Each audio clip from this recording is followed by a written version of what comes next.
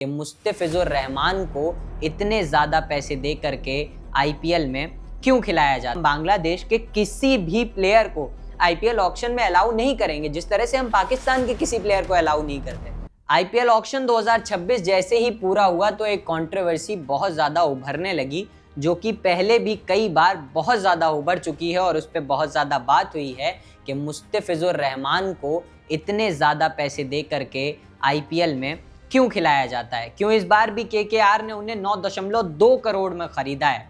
इस तरीके की बातें लोग करने लगे और साथ ही साथ शाहरुख खान और जो पैनल वहां केकेआर का मौजूद था ऑक्शन में, उनके हैंडल्स पे जाकर उनको गालियां देने लगे, उन्हें ट्रोल करने लग गए। क्यों? क्योंकि बांग्लादेश के साथ हमारे डिप्लोमेटिक टर्म्स भी इस वक्त ठीक नहीं है, पॉलिटिकल व्यूज भी नहीं मिलते हैं और उनकी तरफ से हमें लेकर लगातार हेट कमेंट्स किए जा रहे हैं और हेट स्टेटमेंट्स दिए जा रहे हैं। तो फिर उनके वहाँ के किसी प्लेयर को, किसी पब्लिक फिगर को इतने ज़्यादा पैसे दे करके इंडिया की सबसे बड़ी क्रिकेट लीग में क्यों खिलाया जा रहा है। मगर जिस तरह से शाहरुख खान और केकेआर को लोग ट्रोल कर रहे थे या उनके सेलेक्टर्स को या उनके पैनल को जाके गालियाँ दे रहे थे, मुझे लगता है वो भी ठीक नहीं है। क्योंकि अगर 9.2 करोड़ में केकेआर ने उन्हें खरीदा है तो उनमें बाकी टीम भी इंटरेस्टेड होंगी, बाकी टीम भी बिड लगा रही होंगी, इसीलिए उनका प्राइस टैग इतना ज़्यादा हाई पहुंचा। और इसके पिछले सीजन में दिल्ली ने भी बीच सीजन में एक प्लेयर के रिप्लेसमेंट में मुस्तफिजुर रहमान को बुला लिया था, उनकी भी ट्रोलिंग हुई थी मगर वो खेले थे।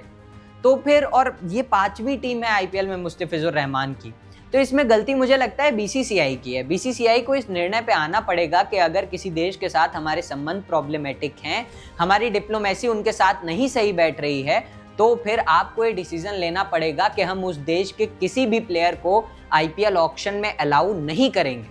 क्योंकि आईपीएल के अंदर बहुत ज़्यादा पैसा इन्वॉल्व होता है, तो फिर एक ऐसी कंट्री जो कि लगातार इंडिया के बारे में गलत चीज़ें सोचती हो, यहाँ पर कुछ गलत गतिविधियों को अंजाम पहुँचाने की कोशिश करती हो, ऐसी जगह पे ऐसी देश के किसी पब्लिक फिगर को इतने ज़्यादा पैसे देने का कोई तुक नहीं बनता। तो इसके ऊपर बीसीसीआई को डिसीजन लेना चाहिए और जल्द लेना चाहिए कि हम बांग्लादेश के किसी भी प्लेयर को आईपीएल ऑक्शन में अलाउ नहीं करेंगे, जिस तरह से हम पाकिस्तान के किसी प्लेयर को अलाउ नहीं करते। तो ये डिसीजन बिल्कुल लिया जा सकता है और लिया भी जाना चाहिए, ना कि किसी टीम को जाकर के गालियां देना या किन्हीं सेलेक्टर्स या पैनल के जो मेंबर्स होते हैं उन्हें गाली देना इसका समाधान है। इसका समाधान बीसीसीआई के पास है कि वो इसके ऊपर सोचे और कोई निर्णय ले। क्योंकि टीम्स में एक पैनल में एक आदमी नहीं होता है या एक इंसान के बस में सारी चीज़ें नहीं होती हैं, वो किसी प्लेयर को खरीदने या बेचने में इन्वॉल्व नहीं होता है।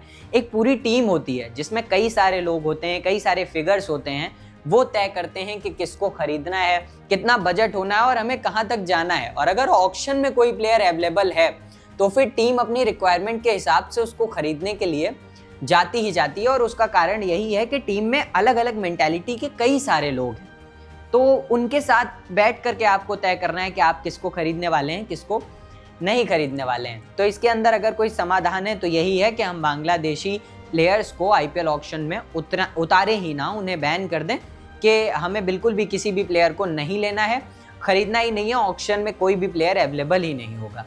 इस बारे में आपका क्या मानना है कि इस तरीके का डिसीजन बीसीसीआई को लेना चाहिए या फिर आपका कुछ और मानना है? अगर आपका कुछ और मानना है तो तर्क के साथ हमें कमेंट बॉक्स में ज़रूर बताएं और ऐसी कई दिलचस्प खबरों के लिए देखते रहें क्रिकिज़म।